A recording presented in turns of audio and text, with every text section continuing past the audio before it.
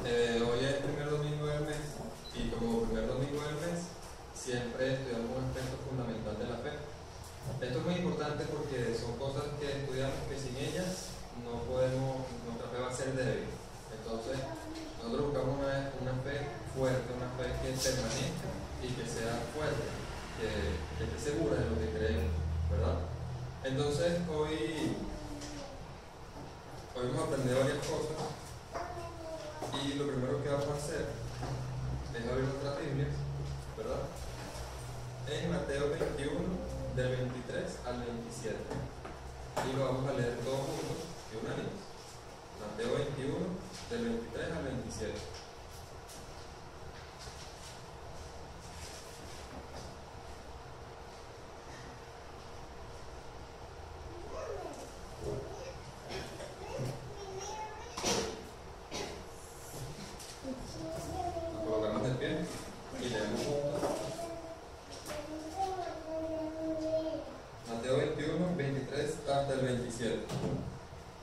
Cuando vino el templo, los principales sacerdotes y los ancianos del pueblo se acercaron a él mientras se enseñaba y le dijeron: ¿con qué autoridad haces estas cosas? ¿Y quién te dio esta autoridad? Respondiendo Jesús les dijo: yo también os haré una pregunta, y si me contestas, también yo os diré con qué autoridad hago estas cosas. El bautismo de Juan, ¿de dónde era? ¿Del cielo o de los hombres? Ellos entonces discutieron entre sí, diciendo: si decimos del cielo, nos dirá: ¿por qué pues no le creísteis? Y si decimos de los hombres, tenemos al pueblo, porque todos tienen a Juan por profeta. Y respondiendo a Jesús, dijeron: no sabemos. Y él también les dijo: tampoco yo os digo con qué autoridad hago estas cosas. Oremos.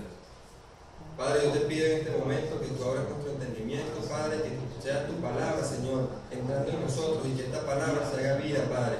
Yo te pido, Señor, que abre, Señor, el entendimiento, los oídos, los ojos espirituales, Señor, para que tu palabra se haga vida en nosotros, Señor. Padre, ayúdame a hablar tu palabra, a no salirme, Señor, a decir lo que tú nos enseñaste, Señor, por medio de la palabra de Jesús. Ayúdanos, Padre, en el nombre de Jesús, que toda enfermedad y que todo espíritu inmundo, todo lo que nos está apartando de ti en este momento, toda distracción, se vaya en tu nombre, en el poder del nombre de Jesús, Señor. Yo te lo ruego ahora mismo, se va todo espíritu inmundo y todo lo que nos aparta. Obra con poder en esta mañana, obra, Señor, y derrama tu Espíritu Santo sobre nosotros, Señor. Te lo ruego y te lo pido, Padre, en el nombre de Jesús. Amén. ¿Pueden tomar asiento?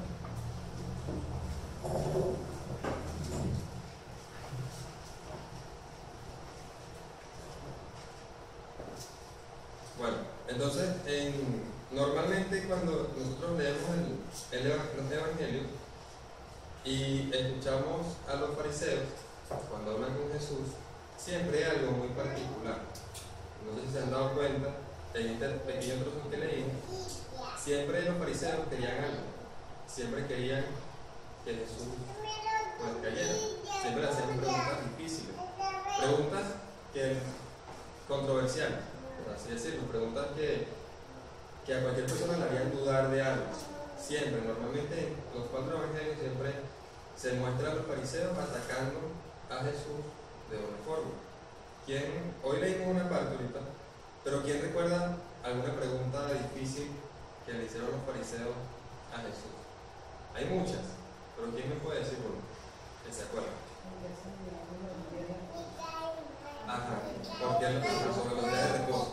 Si es sensato pagar al César el impuesto. Ajá, esa también. ¿Qué otra? Porque come y bebe con pecadores. Porque come y bebe con pecadores. El del divorcio, ¿recuerdan la del divorcio? Sí. ¿Con quién estará esta persona? En el cielo. Y hay muchas. De hecho, ahí mismo, en el libro de Mateo, fíjate que leemos el 21, pero en el 22:15 está la que habla sobre cuestión de tributo. Es una pregunta difícil, porque decía: ¿a quién hay que darle o no hay que darle el dinero al César? Depende de lo que Jesús respondiese en ese momento, o se ganaban los enemigos o se ganaban los seguidores. ¿Sí? Y más adelante también está la de la resurrección y atrás está la de el día de reposo. Entonces, en esta en particular, en la que leímos en Mateo 23, 27, ellos hacen una pregunta. Y la pregunta es, ¿con qué autoridad haces las cosas que haces? Y Jesús le responde con una pregunta, ¿verdad? Pero no responde al final. Dice, bueno, si ustedes no me responden, yo tampoco les voy a responder. Pareciera que hasta ahí está. Pero si seguimos leyendo, en el versículo 33, Él responde esa pregunta que los fariseos le hicieron. Y podemos leer del 33 hasta el 43. Miren lo que dice. Hoy otra parábola. Hubo un hombre, padre de familia, el cual plantó una viña, la cercó de vallados, cavó en ella un lagar, edificó una torre y la arrendó a unos labradores, y se fue lejos. Y cuando se acercó el tiempo de los frutos, envió sus siervos a los labradores para que recibiesen sus frutos. Mas los labradores tomaron a sus siervos, a unos golpearon, a otros mataron y a otros apedrearon. Envió de nuevo a otros siervos, más que los primeros, e hicieron con ellos de la misma manera. Finalmente les envió a su hijo, diciendo, tendrán respeto de mi hijo. Mas los labradores, cuando vieron al hijo, dijeron entre sí, este es el heredero, venid, matémosle y apoderémonos de su heredad. Y tomándole, le echaron fuera de la viña y le mataron. Cuando venga pues el señor de la viña, ¿qué hará a aquellos labradores? Le dijeron, a los malos destruirá sin misericordia y arrendará su viña a otros labradores, que le paguen el fruto a su tiempo. Jesús le dijo, ¿nunca leíste en las Escrituras? La piedra que desecharon los edificadores ha venido a ser cabeza de ángulo. El Señor ha hecho esto y es cosa maravillosa a nuestros ojos. Por tanto os digo que el reino de Dios será quitado de vosotros y será dado a gente que produzca los frutos de él. En ese momento, los fariseos se dieron cuenta y estaban hablando de ellos. Entonces, normalmente Jesús siempre habla de esta manera, habla en forma de parábola. Y les pregunto, ¿por qué? ¿Quién sabe por qué Jesús hablaba en forma de parábola? ¿Por qué?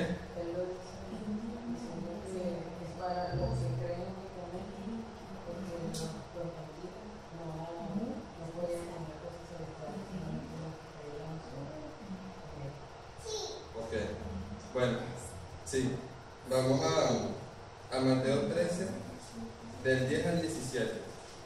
Eso siempre, en todas las veces que habló en forma de parábola. Algunas las explicó y otras no. Pero él hablaba en forma de parábola por una razón. En Mateo 13:10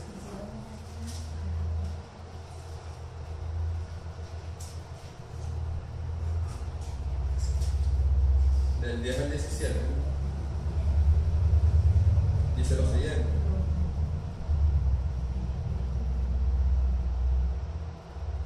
Entonces, acercándose los discípulos, le dijeron, ¿por qué le hablas por parábolas?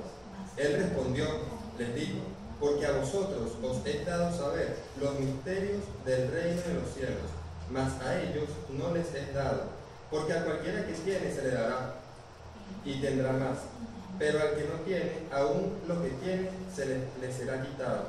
Por eso les hablo en parábolas, porque viendo no ven, y oyendo no oyen ni entienden, de manera que se cumpla en ellos la profecía de Isaías que dijo, de oído oiréis, y no entenderéis, y viendo veréis, y no percibiréis, porque el corazón de este pueblo se ha engrosado, y con los oídos oyen pesadamente, y han cerrado sus ojos para que no vean con los ojos y oigan con los oídos, y con el corazón entiendan, y se conviertan, y yo los sane. Pero bienaventurados vuestros ojos, porque ven, y vuestros oídos, porque oyen. Porque de cierto os digo, que muchos profetas y justos desearon ver lo que veis, y lo que vieron, y oír lo que oís, y no lo oyeron. Entonces, ¿por qué? ¿Por qué será que él habla por medio de parábolas? Para enseñarles todo el relato como que sucedía y que ellos imaginaran que era con él, para que pudieran entender de esa manera más fácil. Yo sé para reconocer lo que verdaderamente creían en él. Ok, entonces es así. Él habla en forma de parábolas para que el que de verdad lo estuviese buscando lo encontrara. Para que el que de verdad, porque uno puede decir, no, yo sí te busco, pero es mentira. Entonces lo hablaba de esa forma para que el que de verdad estuviese lo encontrara. Como dice en Santiago 4.8, vamos a buscar Santiago 4.8.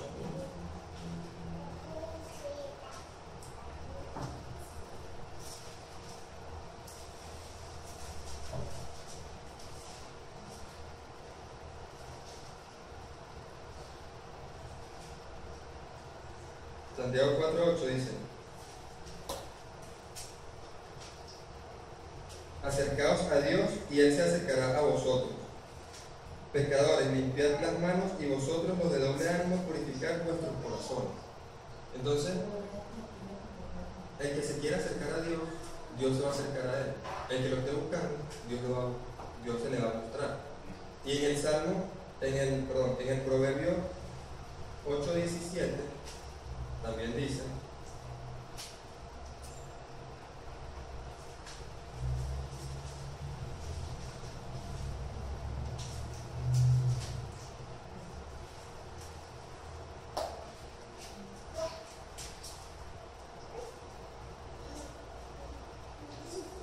mira lo que dice en el Proverbio 8.17. Este proverbio está en la Biblia, obviamente, pero lo que dice aquí, en serio, lo que dice aquí, el mundo no lo entiende, porque aquí dice: yo amo a los que me aman.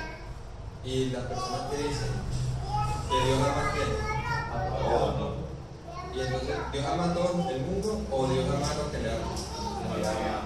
La Biblia dice que Dios ama a los que le aman, que Dios entregó a su Hijo porque amó al mundo, amó. Pero dice después que ahora ama a los que le aman.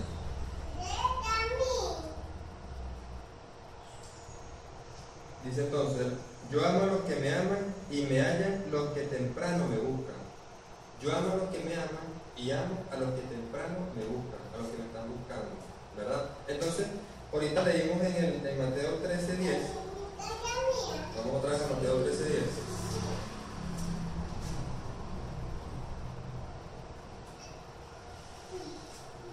Mateo 13.11, perdón.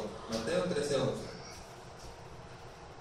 Bueno, en el 10 dice: entonces se acercaron los discípulos y le dijeron: ¿por qué hablas en parábola? Y Jesús le respondió: porque a vosotros os es dado saber los misterios del reino de los cielos, mas a ellos no es dado.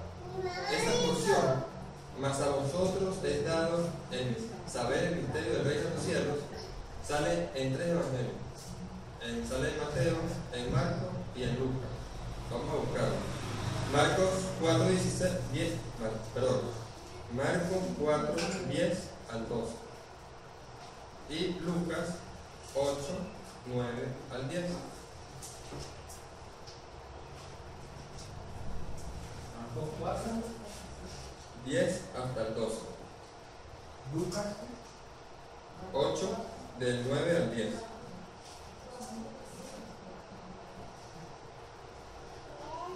¿Quién tiene Marcos? ¿Quién tiene Marcos? Lo puede leer en voz alta. Cuando estuvo los que estaban cerca de él, con los 12 le preguntaron sobre la palabra. Y él les dijo: a vosotros os es dado saber del misterio del reino de Dios, mas a los que están afuera, por parábolas de corazón. ¿Y Lucas? ¿Quién tiene Lucas? 8, 9 hasta el 10.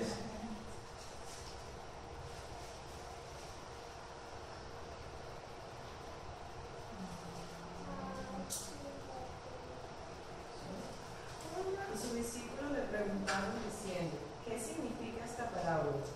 Y él dijo, a vosotros os he dado a conocer los misterios del reino de Dios, pero a los otros por parábolas, para que viendo no vean y oyendo no entiendan. Ok, entonces es particular que en 3 evangelios sale la misma porción. En 3 evangelios sale, a vosotros os es dado conocer el misterio del reino. Y en Colosenses 1:26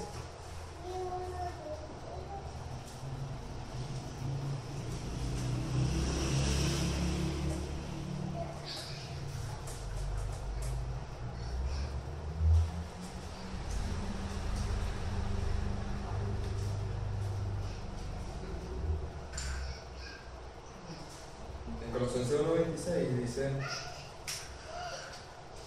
el misterio que había estado oculto desde los siglos y las edades, pero que ahora ha sido manifestado a sus santos. Entonces, en todos los tiempos, en toda la historia, el hombre siempre ha querido conocer a Dios, siempre ha estado buscando. Y yo les pregunto a ustedes, ¿nosotros podemos conocer todos los misterios de Dios o no? ¿Quién dice que sí? ¿Y quién dice que no? ¿Y los que no levantan la mano? Bueno, vamos a leer otra vez Colosenses 1:26.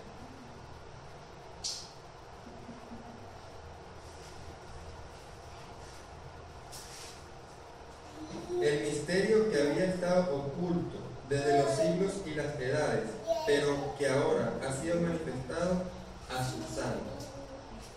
Dice entonces que el misterio que había estado oculto de todos los tiempos, por todas las edades, ahora ha sido manifestado a los santos. Hace rato Luis decía que aquí no son los santos. ¿Y que quiénes son los santos?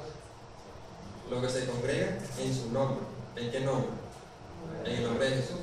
Entonces, si la Biblia está diciendo que a sus santos les fueron revelados todos los misterios, es que fueron revelados, los misterios fueron revelados. ¿Cuáles y cómo fue revelado el misterio? Hoy la prédica se llama Conozca la voluntad de Dios. Aspecto fundamental, conozca la voluntad de Dios. La voluntad de Dios, mucha gente le va a decir que, bueno, ¿cuál será la voluntad de Dios para mi vida? ¿Qué estudiaré? ¿Qué haré? O sea, la voluntad de Dios es tantas voluntades de Dios que yo no he escuchado eso, ¿verdad? Pero Dios, dice la Biblia, que Él es el mismo ayer, hoy y siempre. Y Él no cambia. Y su voluntad va a seguir siendo la misma. Siempre va a ser la misma. Entonces, es grande su voluntad, no se va a poder explicar hoy todo en esta prédica, pero hoy vamos a ver una parte de la voluntad de Dios. ¿Cuál es la voluntad de Dios? Entonces, ahorita en la prédica pues vamos a entender eso. Entonces les pregunto, ¿cómo Dios manifestó su misterio? ¿Qué creen? Te voy a dar una pista. Hebreos 1:1.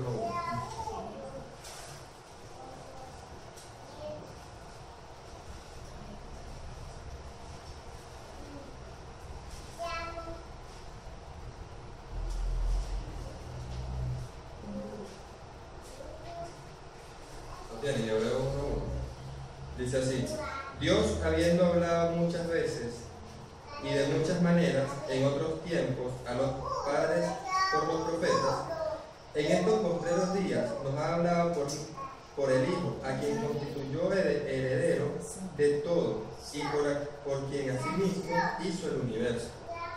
Entonces Dios ahora, hoy en día, ha estado hablando por medio del Hijo. Y nosotros somos cristianos porque creemos en Cristo y creemos en Jesús. Pero nuestra fe tiene que estar basamentada en conocer a Jesús. Pero más allá de lo que nosotros creemos, porque conocer es más que saber el nombre. Conocer es más que saber que es el Hijo de Dios. Entonces, a veces nosotros nos preguntamos, ¿y por qué Jesús? O sea, ¿por qué a través de Jesús? ¿Quién era Jesús? ¿O qué hizo Jesús? Entonces, pues, vamos a Colosenses 1, del 15 al 17, para entender algo sobre Jesús. No es algo nuevo, es algo que ya está en la Biblia, pero es un peldaño más para aprender sobre la fe, sobre nuestra fe. Para que nadie nunca venga y nos diga, pero si aquí dice esto, ¿qué me responde esto sobre Jesús? Así como los fariseos, hoy en día siguen habiendo fariseos que te van a decir, ¿por qué tú crees en Jesús? ¿Quién es ese Jesús en el que tú crees? Si no se lo han dicho, se lo van a decir. O sea, ¿qué tan poderoso es ese Jesús?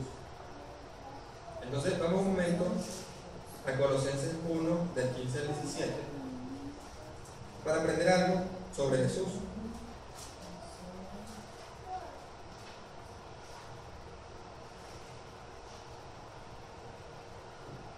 Colosenses 1, 15.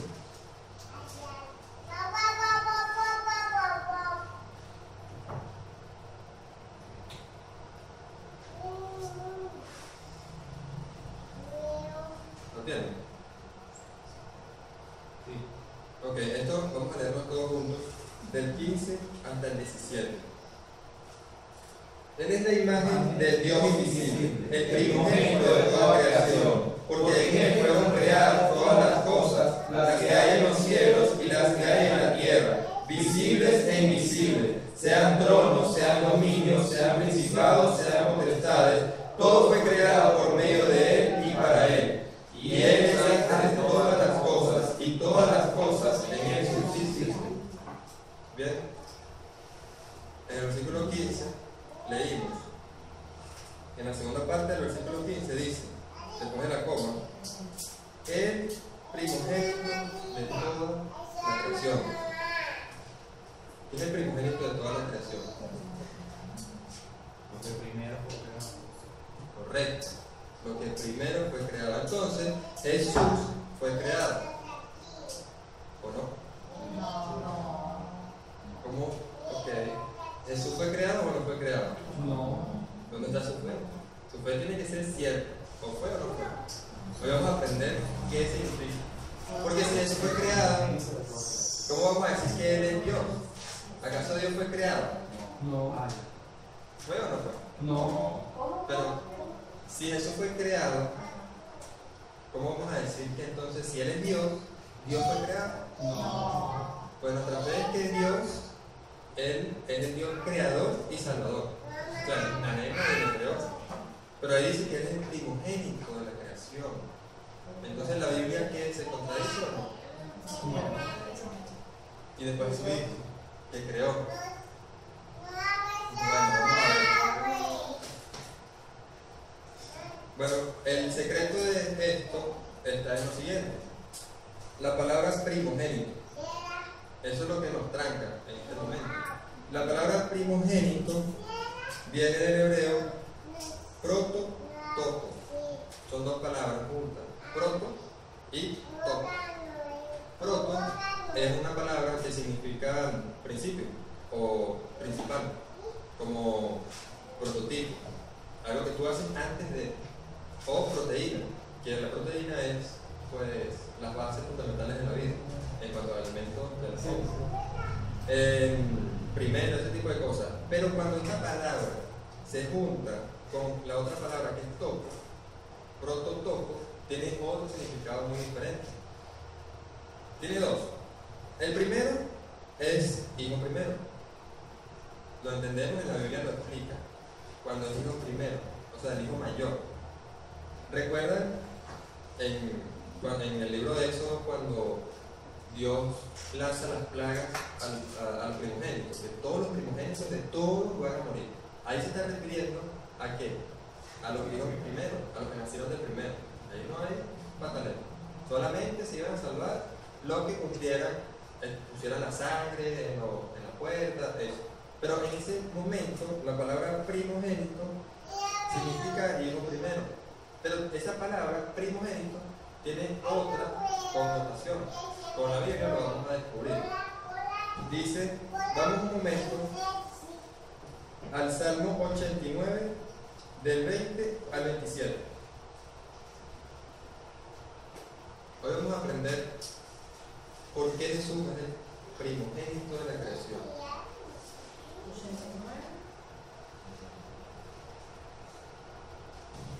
89 del 20 al 27.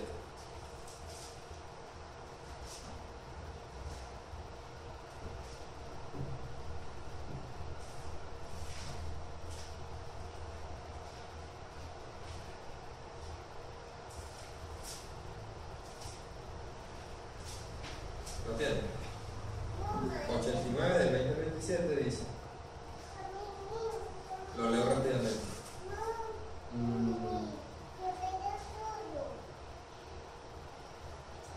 Allá David mi siervo, lo ungí con mi santa unción, mi mano estará siempre sobre él, mi brazo también lo fortalecerá. No lo sorprenderá el enemigo, ni hijo de iniquidad lo quebrantará, sino que quebrantaré delante de él a su enemigo, y quitaré a él, y heriré a los que lo aborrecen. Mi verdad y mi misericordia estarán con él, y en mi nombre será exaltado su poder. Asimismo, pondré su mano sobre el mar, y sobre los ríos su diestra. Él me clamará, mi Padre eres tú, mi Dios, la roca de mi salvación. Yo también lo pondré por primogénito, el más excelso de los reyes de la tierra. Entonces, ese salmo está hablando de quién?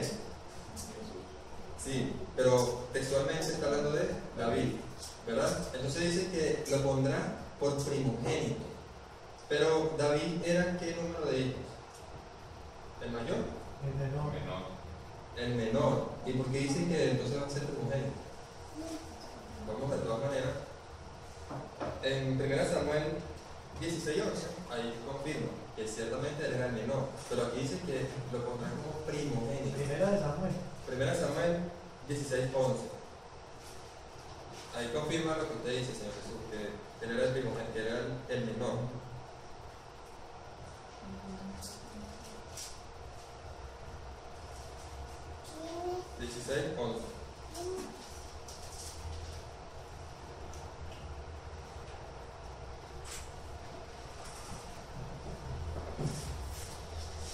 Dice, recuerda que Samuel estaba buscando a alguien para ungir, según le dijera Dios.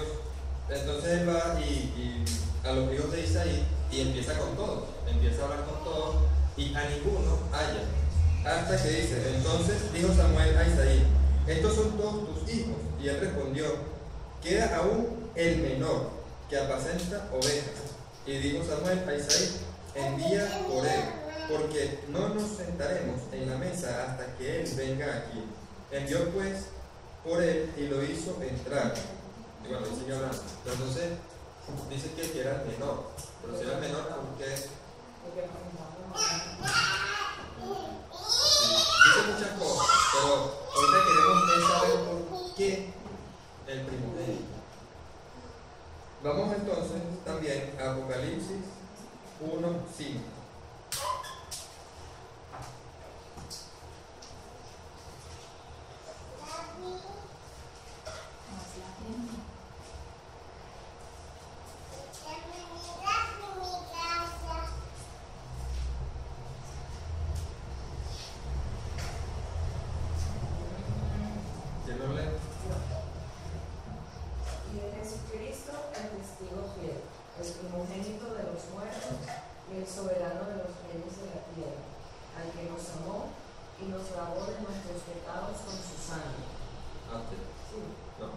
Entonces, a Jesucristo, el testigo fiel, el primogénito de la muerte. ¿Fue Jesús el primero que murió? No. Pero dice de la muerte. O sea, ¿por qué? ¿Por qué? Vamos a seguir. Colosenses 1:18.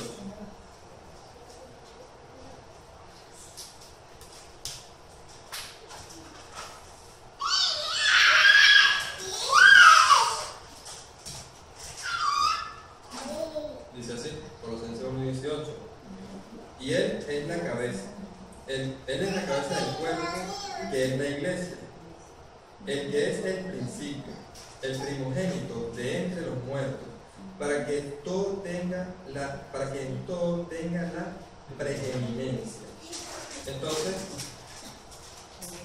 la palabra primogénito significa primer hijo, pero también significa preeminencia, supremacía, razón de ser, privilegio o ventaja que goza una persona por razón o mérito especial.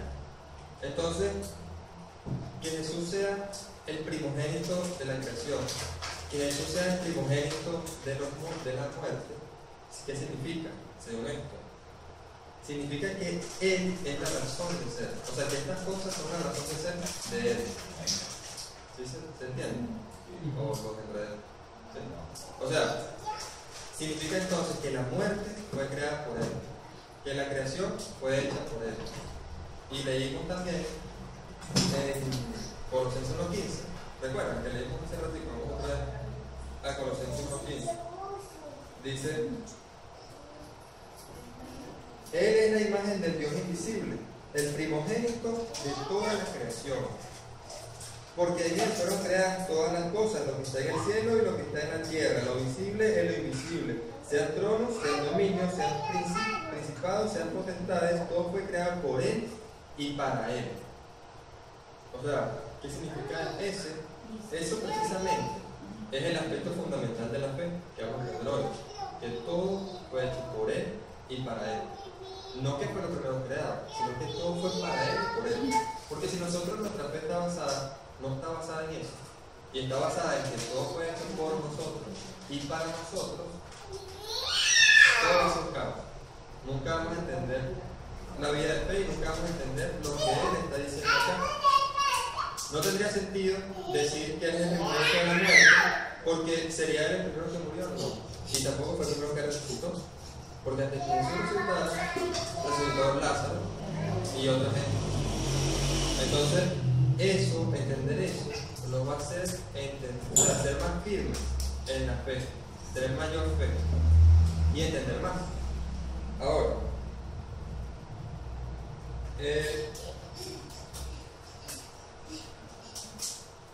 entonces sí, una de las cosas que a mí me ayuda a entender por qué o cómo el Hijo se rebajó es la siguiente. Los antiguos siempre explicaban de esta forma.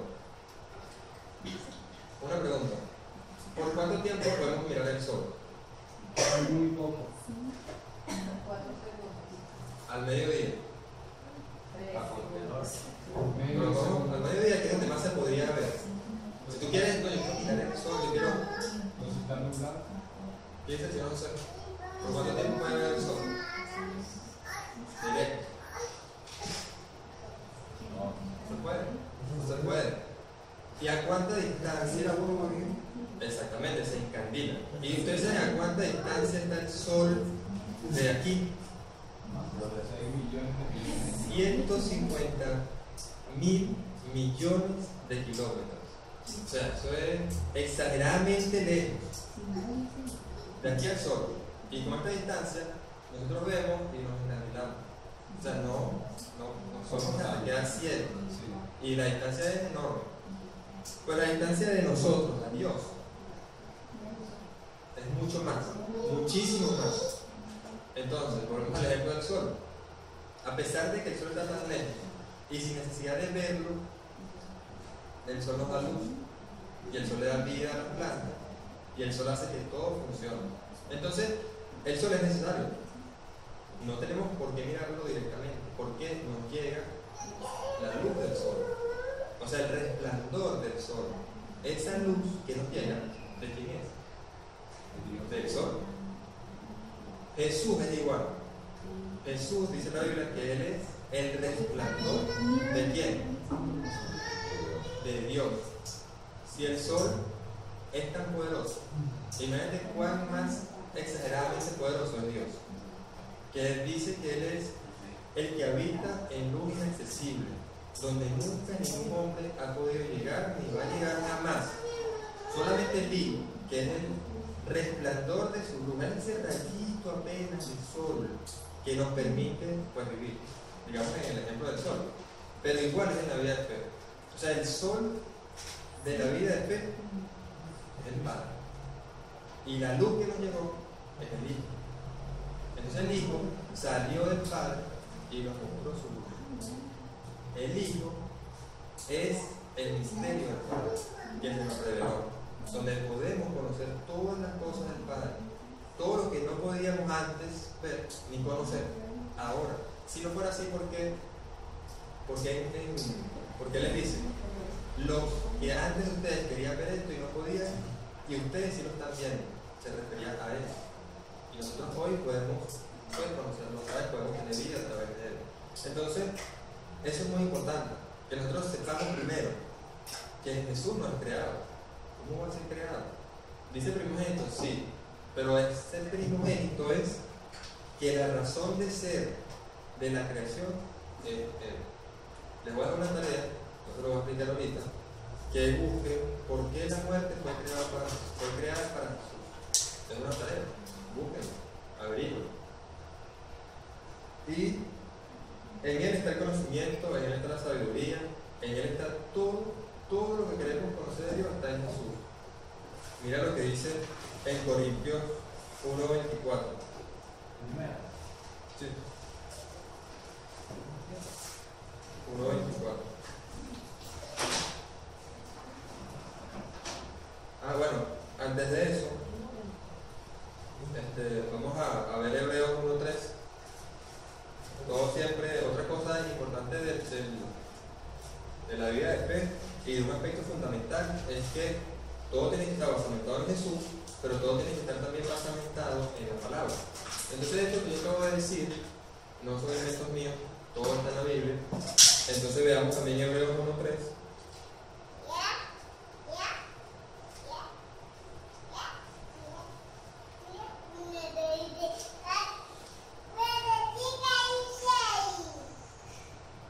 Se dice, el cual siendo el resplandor de su gloria y la imagen misma de su sustancia, quien sustenta todas las cosas por medio de su palabra con su poder.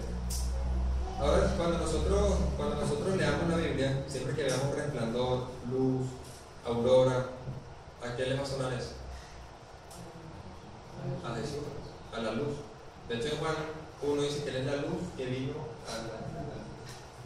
Y también en el Salmo que leímos, en el Salmo 27, en el 27:9,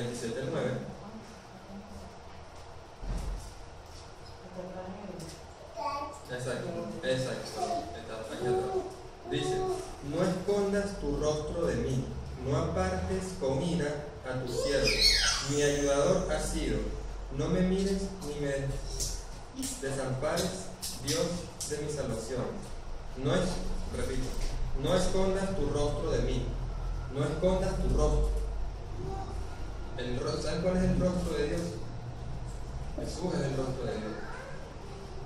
Y en el Salmo 67:1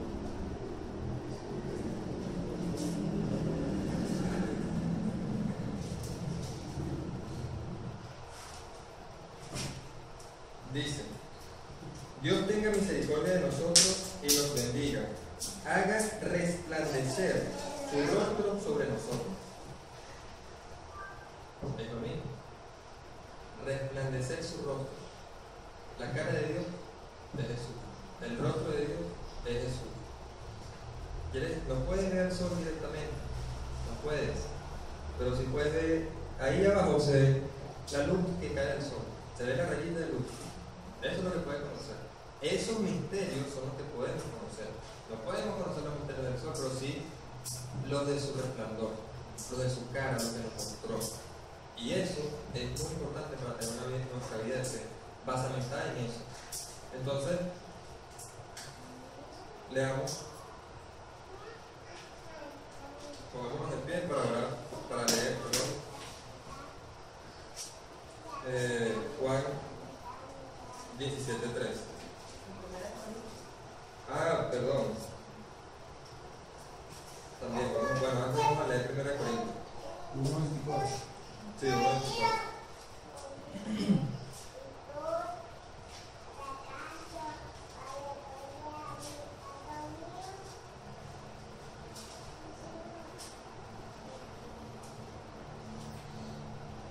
Primera, sí. Ya va.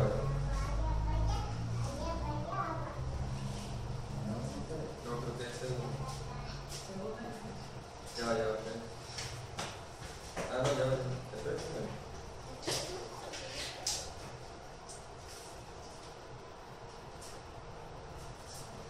No, sí, es primera. Disculpe.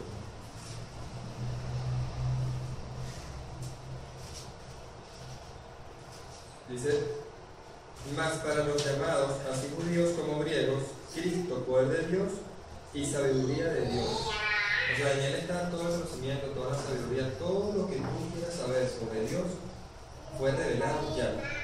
Y fue revelado por medio de Cristo, por medio de su Hijo. Porque Él fue el que salió del sol, es el rayo del sol. El que salió del Padre fue el Hijo, ese resplandor. Entonces, ahora sí, pongámonos de pie y vamos a leer este versículo que es muy importante. Porque ¿quién cree en la vida eterna? Amén. Todos creen en la vida eterna. Y que ya esta es la vida eterna. ¿Cuál es la vida eterna? Esto que vamos a leer. Juan 17:3.